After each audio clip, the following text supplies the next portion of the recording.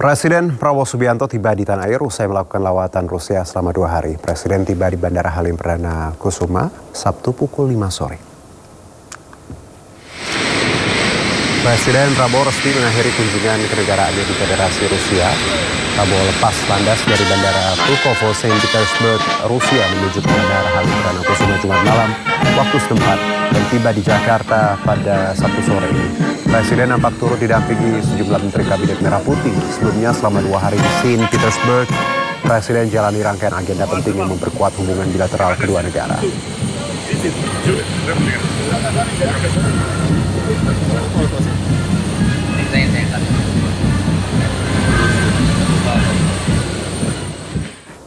Gubernur Jawa Barat Deddy Mulyadi membagikan momen kedatangan tamu spesialnya. Putra sematawayang Presiden Prabowo Didit Hedi Prasetyo sowan ke kediaman KDM. Ini? Ayo, Mas, makan apa, Mas? KDM kedatangan putra sematawayang Presiden Prabowo, yakni Didit Hedi Prasetyo bersama selebritas Happy Salma di kediamannya di Lembur Pakuan, Subang, Jawa Barat. Momen tersebut nampak begitu santai dan hangat, bahkan KDM menyempatkan diri membuat sambal secara langsung untuk tamu spesial. Mas, ini dahar, Mas. Ini sehat banget loh. Ya, bebel enak ya. Raos. Oh, orang Sukabumi ulah pok kanu sambalnya. Deddy pun melalui Instagramnya juga membagikan momen anak perempuannya Niyang Sukma Ayu saat berfoto berdua dengan Didit Prabowo.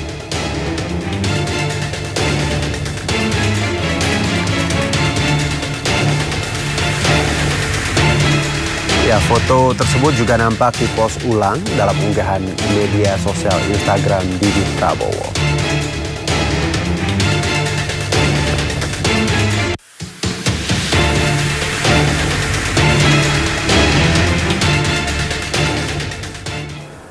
Kita ke informasi selanjutnya, pemirsa. Di momen akhir pekan Jakarta Fair 2025 di Kemayoran ramai pengunjung. Jakarta Fair jadi primadona untuk berburu produk murah dan sarana hiburan. Sejumlah masyarakat nampak antusias menikmati hiburan.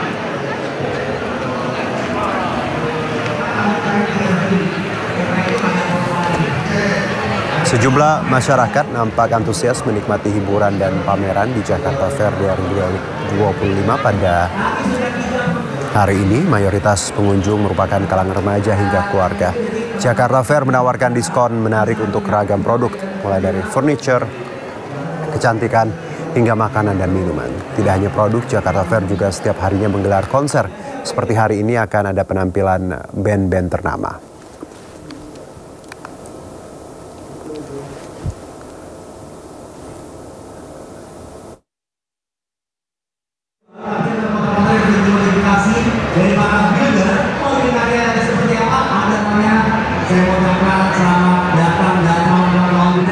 Jangan sampai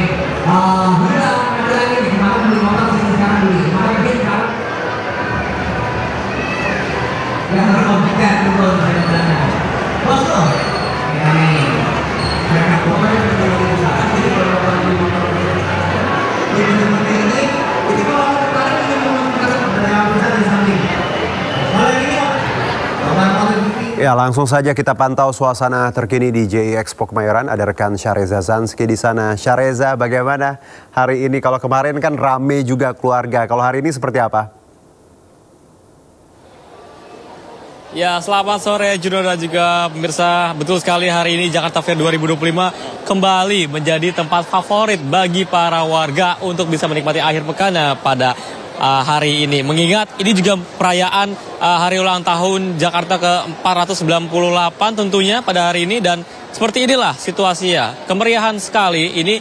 Tidak hanya soal kuliner ya, Juno dan juga pemirsa, di sini ada beragam produk seperti produk otomotif dan juga produk furniture, kecantikan dan lain sebagainya. Namun di sini juga menarik Juno, karena tidak hanya kalangan muda-mudi saja ataupun remaja. Ini banyak sekali kalangan keluarga ya yang menghabiskan akhir pekan mereka untuk membawa anak-anak mereka tentunya. Dan seperti inilah situasinya Juno. Seperti hari kemarin dan 2 hari yang kemarin, ini ramai sekali. Juno masih menjadi tempat favorit bagi para warga untuk menghabiskan akhir pekan mereka. Selain itu, Juno dan juga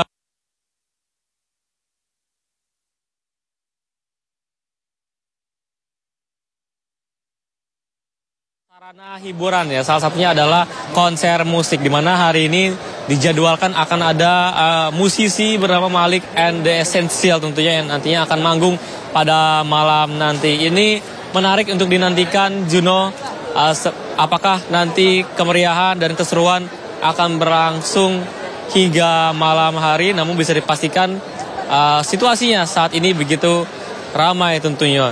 Dan Juno dan juga pemirsa perlu diketahui bahwa untuk harga tiket masuk ini dibanderol seharga Rp40.000 hingga Rp60.000. Ini dari hari, khususnya untuk hari Senin ya, dibanderol Rp40.000, lalu untuk Selasa dan Jumat Rp50.000, dan untuk Sabtu dan Minggu ini dibanderol Rp60.000. Ini tidak termasuk dengan tiket konser ya, Juno, karena untuk tiket konser ini berbeda lagi, Juno, ada harganya sekitaran Rp80.000 hingga Rp150.000, di mana tiket-tiket ini bisa dibeli di jakartafair.co.id tentunya, dan bisa datang langsung ke lokasi tentunya, Juno. Kembali ke Anda, Juno. Sareza, jadi hari Senin itu Rp40.000, Selasa sampai Jumat Rp50.000, dan Sabtu Minggu Rp60.000 ya.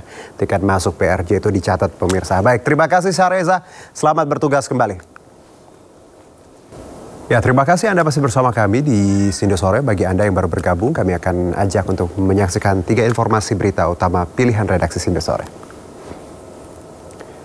Upacara peringatan HUT ke-498 Jakarta berlangsung meriah di lapangan Monas, Jakarta. Gubernur Jakarta Pramono Anung dan Wakil Gubernur Rano Karno juga hadir memberikan dukungan bagi ulang tahun Kota Kebanggaan warga Jakarta. Wakil Menteri Dalam Negeri Bima Arya mengecek penyelenggaraan retret gelombang kedua kepala daerah di kampus IPDN Jatinangor, Sumedang, Jawa Barat. Pesawat rute Jeddah Surabaya yang mengangkut kepulangan ratusan jemaah haji mendapatkan ancaman bom. Pesawat pun terpaksa mendarat darurat di Bandara Internasional Kuala Namu, Deli Serdang, Sumatera Utara, Sabtu pagi.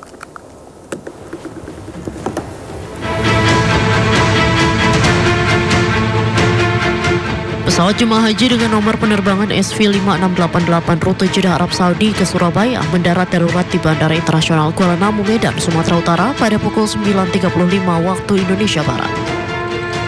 Pesawat Saudi Airlines berpenumpang 376 orang dan 13 kru pesawat ini mendarat darurat usai mendapatkan ancaman bom. Pendaratan darurat pesawat jemaah haji dilakukan demi menjamin keselamatan penerbangan. Emergency Operation Center Bandara Internasional Kuala Namu juga telah diaktifkan untuk memastikan prosedur penanganan keadaan darurat berjalan optimal dan sesuai ketentuan. Semua penumpang dan kru juga telah melalui pemeriksaan di terminal bandara. Pihak Angkasa Pura Bandara Internasional Kuala Namu memastikan bahwa operasional bandara tetap berjalan normal dan kondusif, serta seluruh penerbangan dari Bandara Kuala Namu berjalan sesuai jadwal. Tim Liputan iNews melaporkan.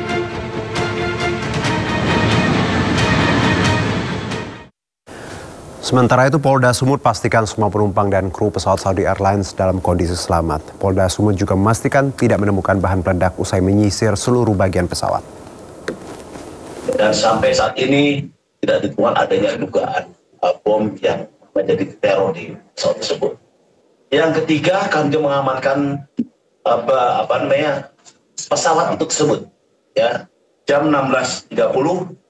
Kita lakukan pengamanan dan pengecekan dalam pesawat dan alhamdulillah dinyatakan clear and clear, artinya tidak didapati adanya dugaan teror bom.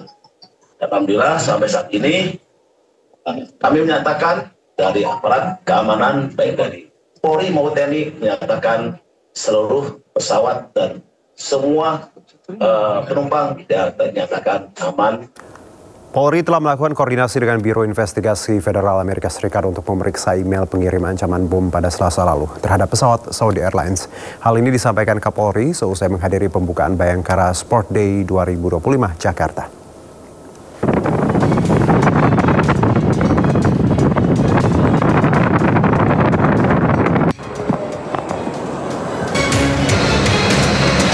Untuk mengusut tuntas kasus dugaan ancaman bom di pesawat Saudi Airlines, Polri telah melakukan koordinasi dengan Biro Investigasi Federal Amerika Serikat untuk memeriksa email pengirim ancaman bom pada pesawat Saudi Airlines.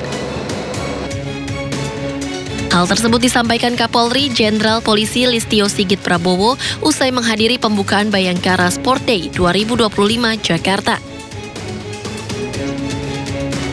Kapolri menambahkan, Polri menemukan ada ketidaksesuaian identitas pengirim email, karena itu kasus ini masih diinvestigasi mendalam. Ini kita sedang berkoordinasi dengan FBI untuk meneliti email yang ada. Sementara kita dapati email yang dikirim tidak sesuai dengan nama dimaksud, sehingga kita sedang melakukan pendalaman lebih lanjut. Alamat emailnya tidak sesuai dengan si pemilik email. Tapi untuk asal emailnya sudah ketahuan? Sudah. Ada di wilayah Saudi dan saat ini sedang kita dalami. Ya, kita tentunya bekerja sama dengan FBI. Ini masuk wilayah hukum Indonesia, apakah masih di luar itu, semuanya sedang kita lakukan pendalaman lebih lanjut. Selain itu, Kapolri memastikan berdasarkan pemeriksaan di lapangan, tidak ada benda menyerupai bom di dalam pesawat, termasuk dari barang-barang yang dibawa penumpang. Dari Jakarta, Rizky Ihwal, iNews melaporkan. Kita ke informasi lain. Menteri Agraria dan Tata Ruang Badan Pertanahan Nasional, Nusron Wahid angkat bicara terkait Pulau Panjang, Sumbawa, Nusa Tenggara Barat yang dijual di situs luar negeri Private Islands Online dan sejumlah pulau lain di Indonesia. Inilah video tangkapan layar dari sebuah situs luar negeri Private Islands Online yang menjual Pulau Panjang, Sumbawa, Nusa Tenggara Barat. Meski tidak mencantumkan nominal harga, selain Pulau Panjang, ada sejumlah pulau di Indonesia lainnya yang juga dijual dalam situs tersebut. Di antaranya Pulau Seliu di Belitung dan Pulau Anambas di Riau. Menteri ATR BPN Nusron Wahid saat ditemui di Bandara Internasional Soekarno-Hatta, Tangerang, Banten, mengatakan tidak ada satupun pulau di Republik Indonesia yang bisa dijual termasuk di situs online. Berdasarkan Permen ATR BPN nomor 17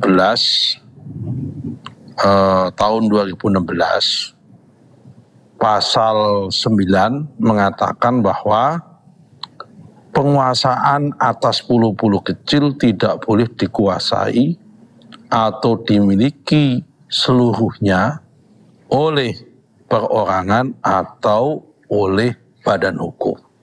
Pulau Panjang sudah kita cek dalam peta pendaftaran tanah di Pulau Panjang, Sumbawa, sampai saat ini belum ada hak atas tanah di atasnya. Kenapa? Karena setelah saya cek, kawasan Pulau Panjang itu masuk kawasan hutan seluruhnya. Kita ke informasi olahraga. Pemirsa, pebalap tim Kuprak Hero dan Tiktam berhasil memenangi balapan Formula E Jakarta 2025. Pembalap asal Inggris itu juara berkat kecerdikannya memanfaatkan momentum.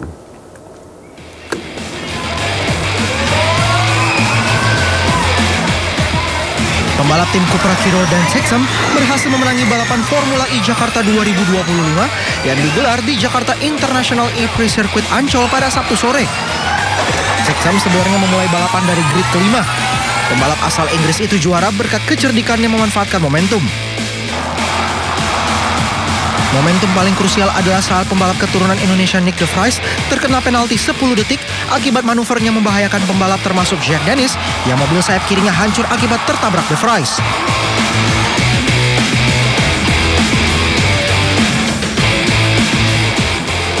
Tiktam dengan sigap mengambil alih pimpinan balapan hingga akhirnya finish terdepan disusul Eduardo Mortara di posisi kedua dan Nico Müller di posisi ketiga.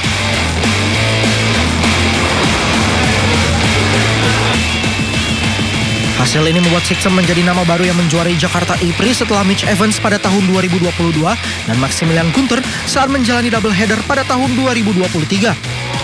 Tidak hanya itu, kemenangan ini menjadi kemenangan pertama Tiktam sejak debutnya di Formula E pada tahun 2021.